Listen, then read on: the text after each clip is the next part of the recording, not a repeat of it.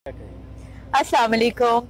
नौशीन अहमद आपके साथ हैं। जनरल एंटरटेनमेंट अथॉरिटी की तरफ से मैं काम करती हूँ और मेरी हमेशा कोशिश ये होती है कि कम्युनिटीज़ के चेहरों पर मुस्कुराहट लाई जाए। उनको इस माहौल में जहाँ वो सिर्फ काम करने आते हैं, जहाँ वो अपनों को छोड़ के आते हैं, अपने घर वालों को दूर छोड़ के आते हैं, रोजी कमाने आते हैं, उनका भी हक है कि वो मुस्कुराएं और थोड़ा सा खुश हों। तो इसीलिए हम ये प्रोग्राम ऐसा करते हैं और यहाँ पर सब जो है वो रोजी कमाने आए हैं और आपने देखा कि किस तरह से एक दूसरे के कल्चर में एक दूसरे के साथ मिलके उन्होंने यहाँ पर आज पहला दिन था हमारा, कह लें कि वार्म अप की एक तैयारी थी। मेन हमारा इवेंट कल होगा और मेरी अभी भी सबसे गुजारिश है कि प्लीज सब लोग आएं और आके इस इवेंट को देखें और देखें कि कितनी मोहब्बत से सबने एक दूसरे का साथ दिया है। तो इंशाल्लाह वैसे हमारे काफी टिकट्स कल के बिक चुके हैं और जो थोड़े बहुत हैं वो भी इंशाल्लाह बिक जाएंगे और मैं अभी भी पूरे दिल से तमाम कम्युनिटीज को बहुत भरपूर दावत देती हूँ कि प्लीज आइए और आके एक साथ मुस्कुराइए, एक साथ खुश होइए। जी बहुत शुक्रिया मैडम। मैं कहूँगा कि ये मैडम नौशीन जो हैं ये नो डाउट लोगों के चेहरों पे, लोगों के होंठों पे मुस्कुराहटें ला रही हैं। तो इसलिए आज हम मीडिया वाले इनको खिताब देंगे। ये मोहब्बतों की सफ़ीर हैं और इंशाल्लाह अज़ीज़ नेक्स्ट वीक हम देखेंगे कि ऐसे ही प्रोग्राम ये बड़े अच्छे अच्छे इवेंट ऑर्गेनाइज करेंगी और जैसे कि इनका माजी बहुत अच्छा है, बहुत अच्छे कामयाब इवेंट्स इन्होंने किए हैं और सऊदी गवर्नमेंट को भी हम मशकूर हैं कि उन्होंने इन जैसी शख्सियत को इन इवेंट्स के लिए जो है वो चुना है और बहुत अच्छा ये कर रही हैं। तो आप एक सवाल मेरा और है कि आप बताइए कि ये जो इवेंट है ये किस किस नेशनलिटी के लिए है? जी बिल्कुल, ये हमारी तमाम वो नेशनैलिटीज जो यहाँ पे मजदूर तबके में ज्यादा जिनकी शमूलियत है, जैसे कि श्रीलंका, फिलीपींस, पाकिस्तान, बांग्लादेश, इंडिया, ये सब भाई जो आए हुए हैं यहाँ पर और सब अपनी फैमिलीज को छोड़ के आए हुए, ये खास उन्हीं लोगों के लिए है। तो ये कम्युनिटी इवेंट है, इसमें सारे कल्चर्स एक साथ काम कर रहे हैं और ये हम सब के लिए है, किसी एक नेशनैलिटी के लिए नहीं बल्कि हम सब के लिए है। और सऊदी अरब तो यूं भी हम सबको एक मेजबान की तरह हर चीज फराहम कर ही रहा है।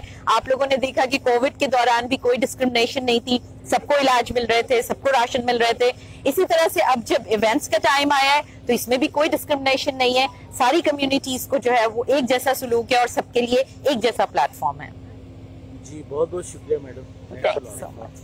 ये बताएं कि जिस तरह इवेंट है बहुत मुश्किल होता है, तो कैसे आप कर लेते हैं, मतलब आइडिया कहाँ से आते हैं?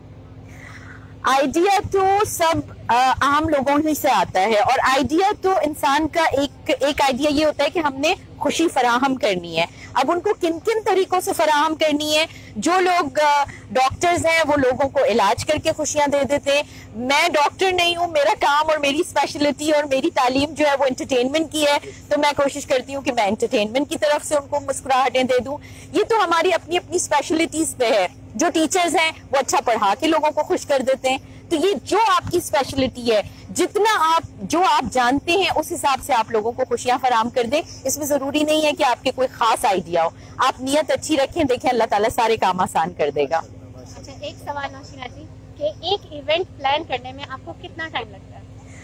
इवेंट प्लान करने में हमें कभी कभी जो है वो बिल्कुल भी टाइम नहीं लगता। प्लानिंग करने में तो कोई मसला ही नहीं है, मगर इम्प्लीमेंटेशन में जो है वो कम से कम हमको जो है वो 1.5 से 2 महीना अगर मिले तो बहुत अच्छी बात है। उसमें मार्केटिंग हो जाती है, उसमें हम अपने आप को वाज़ेह कर देते हैं कि एक्चुअली हम प्लान कर क्या रहे हैं। तो प्लानिंग तो हमारे एक्सपीरियंस के बाद अब बहुत आसान होती है, हम एक दिन में भी प्लानिंग कर सकते हैं, मगर उसकी इम्प्लीमेंटेशन जो होती है वो जरूरी होती है और उसके लिए टाइम जरूरी चाहिए होता है। उसमें हमें मार्केटिंग करनी होती है, उसमें लोगों को वाज़ेह करना होता है, बहुत सारी गलतफहमियां हो जाती हैं उनको दूर करना होता है, उसके लिए टाइम चाहिए होता है। तो मेरे ख्याल से 1.5 महीना जो है वो एक अच्छा टाइम है। और इस पूरे प्रोसेस में क्या क्या ऑब्स्टिकल आपको जो फेस करने पड़ते हैं? तो वो हुकूमत की तरफ से तो हमें सारी सहूलियात फराहम है। इस किस्म के लाइसेंस की कोई फीस नहीं होती है। उसके बाद आ जाता है जो आपका प्रोडक्शन का खर्चा वगैरह, एक बजट होता है। कभी कभी हुकूमत हमें दे देती है वो बजट और कभी कभी जो है वो प्राइवेट ऑर्गेनाइजर्स जो हैं वो अपने पास से उसको एज अ बिजनेस मॉडल इस्तेमाल करते हैं और उसके बाद जो भी इनकम होती है वो उनके पास चली जाती है। तो ये डिफरेंट तरीके से होते हैं, कभी कभी प्रोएक्टिव जो कि हुकूमत की तरफ से होते हैं और कभी कभी रिएक्टिव, जैसे ये इवेंट है, ये एक सऊदी नेशनल हाइफानाजी का है, उनकी अपनी उनका अपना इवेंट है, बस उन्होंने हमें एक प्लेटफॉर्म दिया है और मैंने उनसे दरख्वास्त की थी कि आप हमारी कम्युनिटी को इसका प्लेटफॉर्म दे दें।